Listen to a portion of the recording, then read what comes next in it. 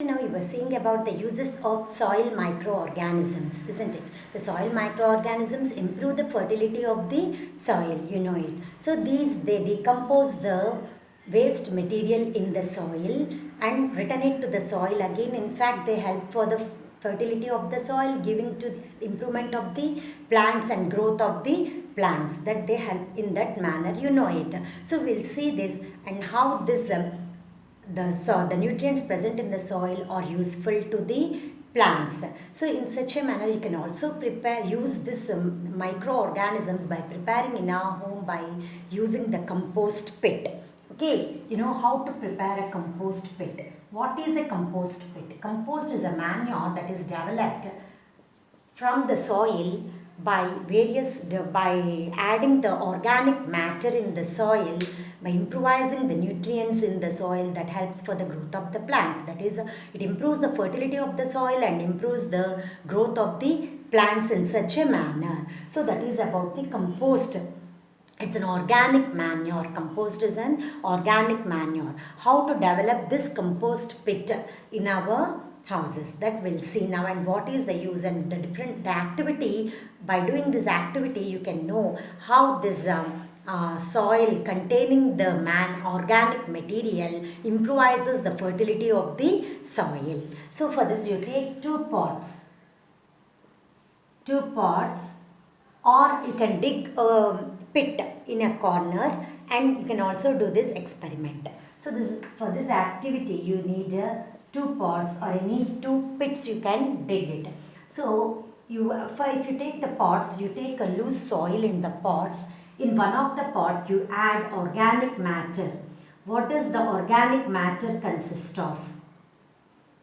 In this first pot, you add the organic matter like biological wastes. What are the biological waste? That is the waste that is produced in the household and also the outside through the plants waste. That is the fruits, leaves, dried leaves and all that falls down over. Is it clear? So the biological waste mainly being the leaves, dried leaves that are dried, and the fruit waste, fruit peel or vegetable peel. Vegetable peels also it can be used as an organic waste, children. So we can also use the waste of papers also. Paper waste. Waste of paper. Waste papers also you can use for this. So you keep this in this pot and pour the loose soil again and cover it. Cover with loose soil. Okay, children. And in this, what you will take in this pot, in the second pot, you are going to take plastic material. What you are going to take? Plastic material, glass bottles and all you can take over, and also the polythene covers that cannot, you see what happens in the soil. This is an experiment you are going to see. After 3 to 4 weeks, you add water to this soil. You add water. Okay. So when you add water to the soil, by covering the loose soil over it, by adding this continuously for 3 to 4 weeks, or that approximately to 1 month, and observe after 1 month, by removing the uppermost layer of the soil, you can see that the soil when removed here, it doesn't contain the matter, it is mixed with the soil that is being poured earlier. But here you see the plastic or the polythene covers of the glass remains in the soil as it is. It does not decompose in the soil. So these are decomposed in the soil. The organic matter, what it happens, it gets decomposed in the soil due to the action of microorganisms. But here the microorganisms action does not take place and they remain as it is in the soil. So here they convert the organic matter into nutrients and return to the soil, which improves the fertility of the soil, thus helping for the growth of the plant. So hence you can use this organic matter. Generally you can prepare this compost pit in your houses also, in a ground layer where is a open ground layer where you can found you can that is you can dig a pit over and create a compost pit and use that mud or the soil to grow the different types of plants. Okay children, this is about the compost pit and uses of the compost pit, where it improvises the fertility of the soil, thus improving the growth of the plant. Okay children, so next we move to the harmful microorganisms. What you are going to do now? You are turning to harmful microorganisms. What are harmful microorganisms? Harmful microorganisms are the organisms which causes harm to the living organisms. What are the living organisms that are affected through the microorganisms? Human beings, animals and also the plants.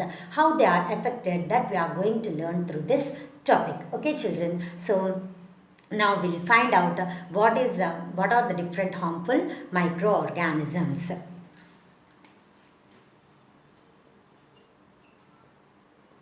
Harmful microorganisms. Especially these microorganisms, they transmit the disease from one person to other person. Transmit diseases from one person to others. So they are called as communicable diseases. What are they called as? They are called as communicable diseases.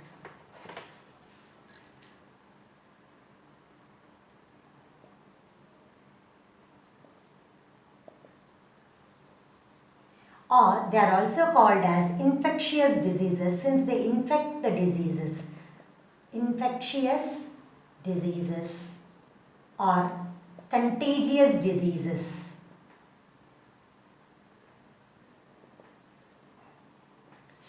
Hope you have understood this. So diseases are of two types. One are non-contagious or non-infectious, or other is non-communicable, and the other one is communicable or infectious or contagious diseases. Contagious or non-contagious, infectious or non-infectious, communicable or non-communicable diseases, uncommunicable diseases, communicable and uncommunicable diseases. So the diseases are of two types.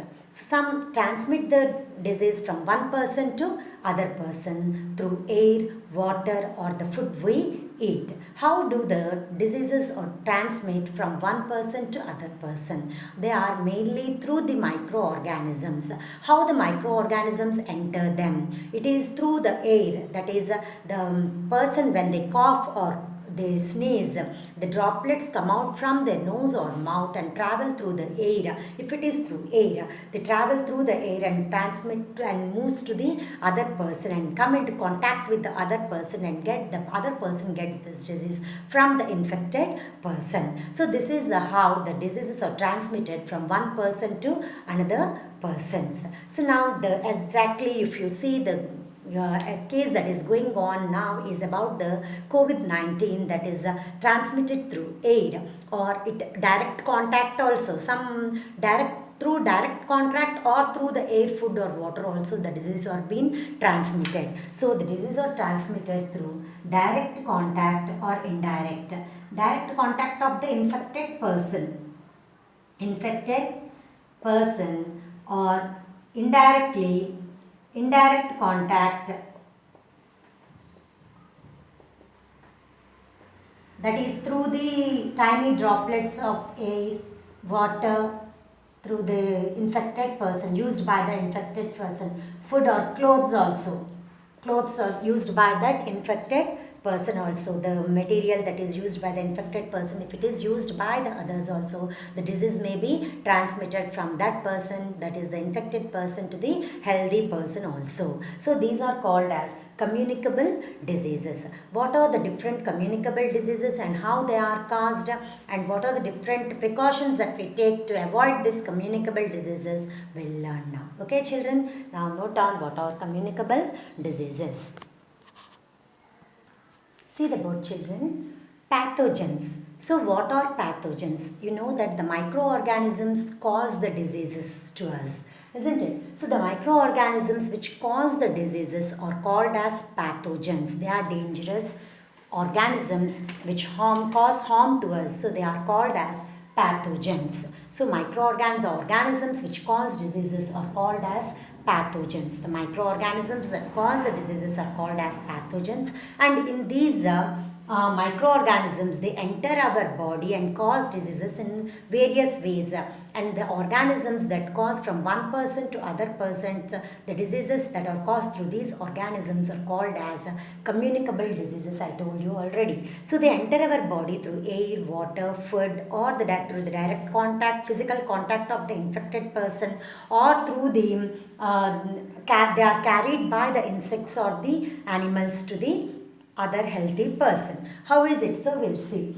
The communicable disease. I told you earlier that they are transmitted from one person to the other person either by the air, water or food, or through the direct or indirect the direct contact of the infected person. So this is general diseases that are caused through the they are caused from the infected person, like common cold, cough, and conjunctivitis, typhoid, smallpox, chickenpox, chikungunya, and the tuberculosis. This is TB, we say, isn't it? So these are all the different diseases that are caused through the infectious, and also they are infectious, caused through the infected person from that particular disease. Cold, you as really know that is a virus that is caused through the virus. Conjunctivitis is also a viral disease that is caused to the eyes.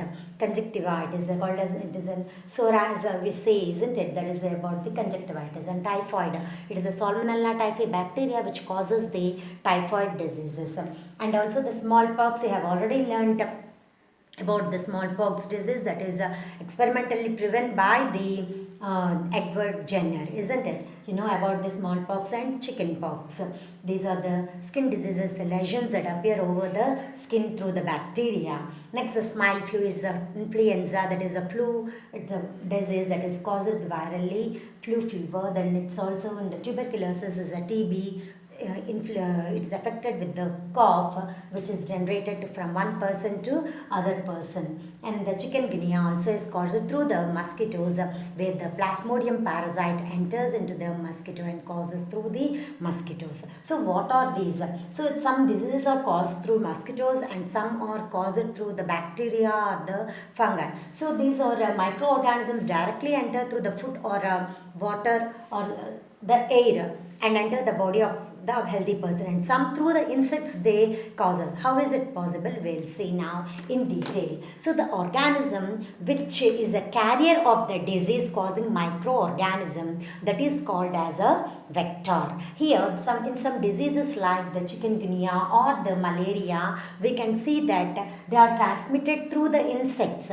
So the insects form the vectors. So they transmit the disease causing microorganisms to the healthy person. So this is called, these insects form causing the disease microorganisms, they carry the microorganisms, disease causing microorganisms, they are called as vectors. So what are vectors, what are pathogens, what are communicable diseases, and examples. So the communicable diseases, they are transmitted from healthy person to the infected person to the healthy person.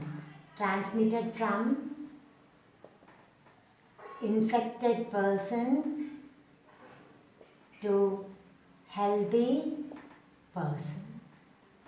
Okay, is it clear? So what are pathogens? Once again I repeat, microorganisms which cause the diseases are called as pathogens.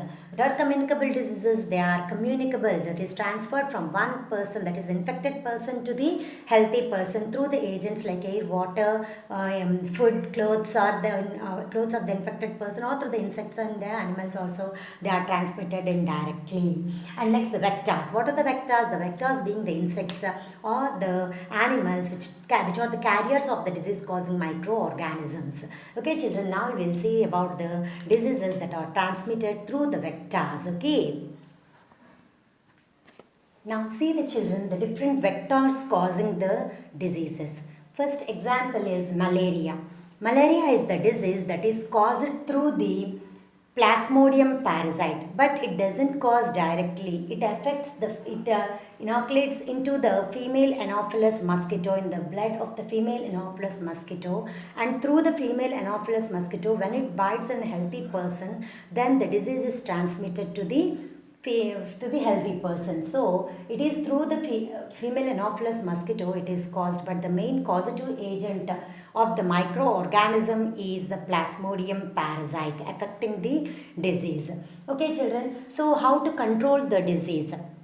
Malaria can be controlled by taking some precautions like keeping the surroundings clean and without any stagnation of water, because the water stagnation is the main place for the growth or the breed of the mosquitoes. So we have to control the mosquitoes and avoid stagnation of water in the places where there are flower pots, old flower pots, we have broken material, or in any tires and all, you find the water stagnation over there. So leftover waste pots, flower pots, and also the tires, we have to see that there is no water stagnation and clear of the surrounding areas and clean it, make it clean. Okay, should keep the surroundings clean, preventing any stagnation of water. And also we can control the mosquitoes by using some mosquito repellents or the nets also in our houses, inside the houses. But especially the cleanliness is the major task to prevent the disease. Okay, children, thank you. In the next